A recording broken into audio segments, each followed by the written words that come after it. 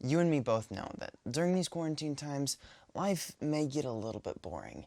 And as a filmmaker, that's a little stinky. So I had to do something to take up my time for at least the next couple weeks. So what did I do? I went all the way over to borrowlenses.com and I got a few things. I got this.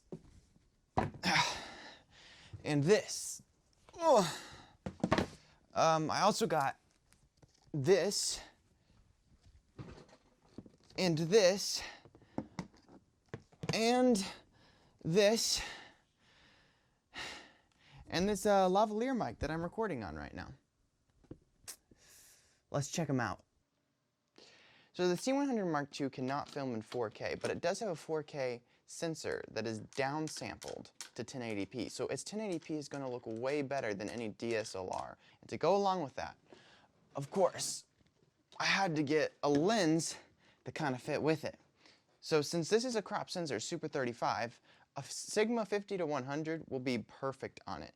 And the fact that it has such a fast aperture on its zoom lens is just amazing.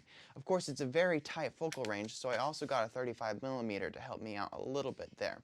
But still, not very wide. And on a Super 35 like this, that 35mm becomes more like a 50mm. And let me just say, paired with the either one of these Sigma lenses, it is incredible.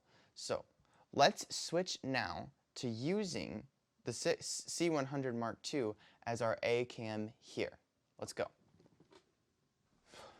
Alright, so we are now shooting on the Canon C100 Mark II. I currently have it in its autofocus.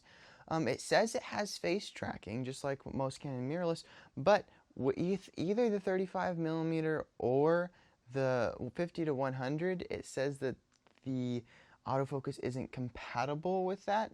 So what I have it right now is on continuous autofocus, but there's just this little box. And if you're not in the center of the box, then you're not in focus. So right now I'm pretty centered, and so it gets me in focus. And the autofocus is actually really pretty good on this. The only thing I have to say is the fact that it doesn't have any face tracking features.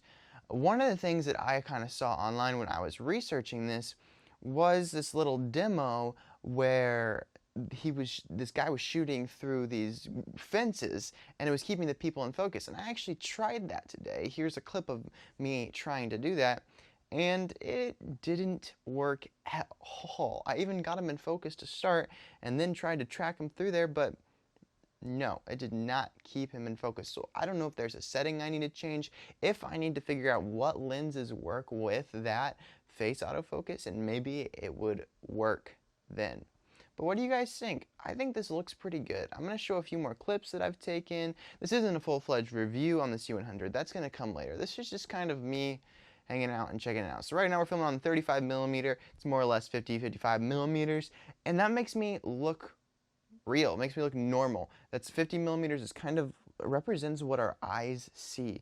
Alright, thanks for watching Wilbraham Film. I hope you enjoyed it. Tell me what you think of the camera, these first look at the cameras, the lenses, and what we got going on today. I hope the audio sounds great, and we'll catch you next time. The two XLR inputs.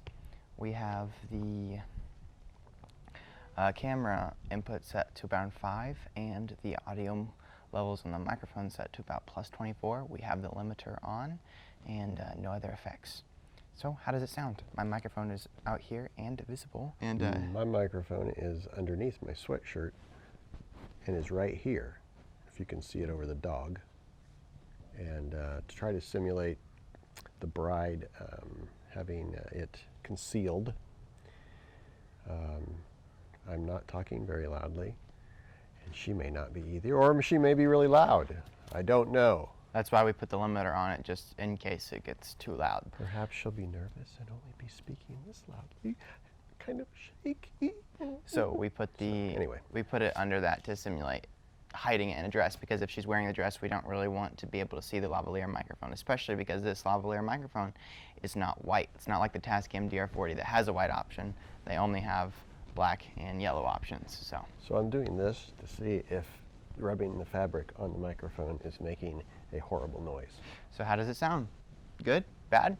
I think it's pretty safe to say that no matter what, the groom is going to sound good, but the bride is really where we're going to run into the difficulties.